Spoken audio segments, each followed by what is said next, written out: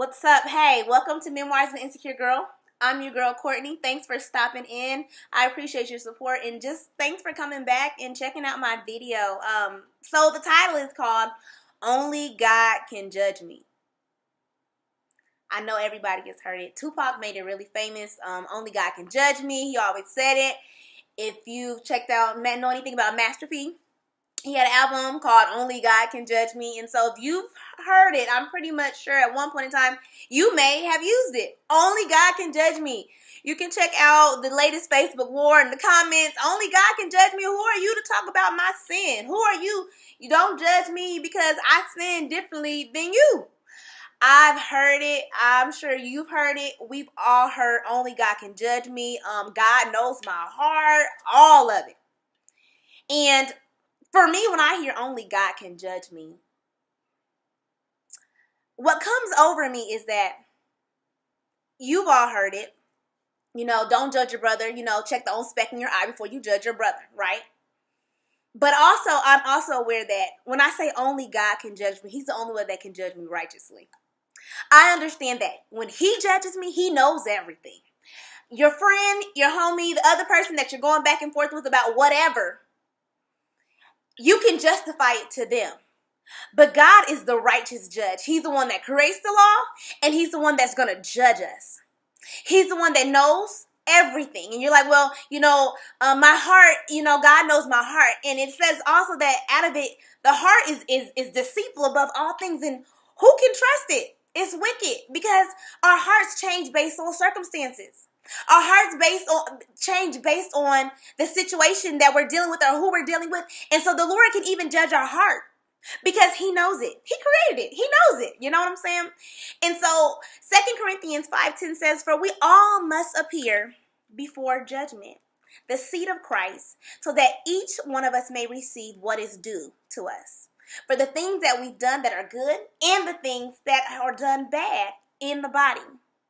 Meaning that we'll stand before Christ and he's going to know everything about us.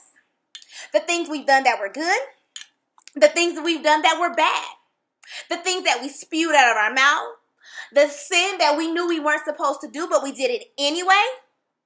He knows about it and he's going to hold us accountable for it. And so when I think about July, we're in the month of July. For me, that was the month that the Lord called me out of darkness. That was the month that he saved me from a debt that I could not pay. I was sinful and he called me out and he saved me. I accepted him as the Lord of my life. I surrendered. I asked for forgiveness and he accepted me. And so I understand the importance of fearing God.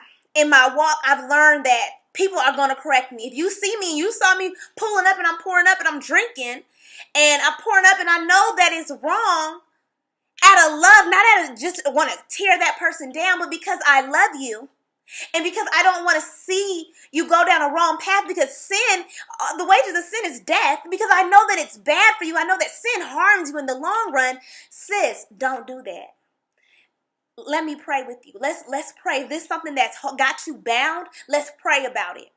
Because I know where sin is going to lead you, sis. I know where it's going to lead you, bro, if you continue to smoke and allow all that stuff to come into your body. It's not because I want to judge you. The person that loves you righteously, they love you for who you are. They're going to tell you, hey, you need to not do that. It's a sin against God. And God hates all things that are evil. And the Lord knows who are his. So if you say that you love the Lord and that you're his, and you confess that he is the name of the Lord, you confess him with your mouth, you must turn away from evil. And that's that stuff that we don't like to talk about. Those are the things that we don't like to say, the evil, that we need to stay away from sin. But sin is not good. God hates evil. He shuns evil. He warns us against evilness and wickedness. And so when I see only God can judge me, God is the one that can judge you righteously. He can judge you for the things that nobody else knows. He can judge you for the things that is wicked in our hearts, the things that we do that are arrogant, the things that we do that are proud, the things that we do that aren't pure. He can judge us. He created us so he can judge us. And so I I know that when I was dead in my sin, I thank God for pulling me out. I thank him for showing me that my ways were wicked. Because there was a time when I said I love the Lord, but my actions outside of church, Monday through Saturday, said otherwise.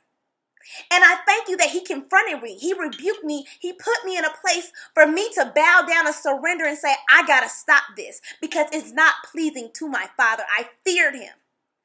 We stand in a nation now where people do not fear God. They don't fear God. They don't fear sin. They don't fear that God will send you to hell. That hell is real, y'all. If you open up your newspapers, if you look on the news, you look on CNN, you look on Fox, you look at those and see everything that's happening in this world, all these storms and calamity, disease, sickness, it's because of our sin and what we have done. God is wanting us to repent, to surrender, to say, you know what, I'm done. I'm not going to do this because it's not pleasing to God. It's not pleasing to my Father, who I say I love, so that means I need to turn away from it. Y'all, I hope that helped you guys. This is something that I'm so serious. If you are looking for the Lord and if you're looking for comfort and looking for understanding, you need to choose God. Choose him. Ask him to come into your heart. Accept him. We are living in a time, it's not time to play. You got to get serious about God and who he is calling us to, and talking about Jesus Christ and correcting things that are wrong and saying that they're wrong and not calling right wrong and not calling wrong right. It's real out here, y'all. Thanks for checking me out. I appreciate it. Continue to support Memoirs of an Insecure Girl. Remember, your story could change a life. Not only, you got to tell it. Be blessed. Until next time. Peace.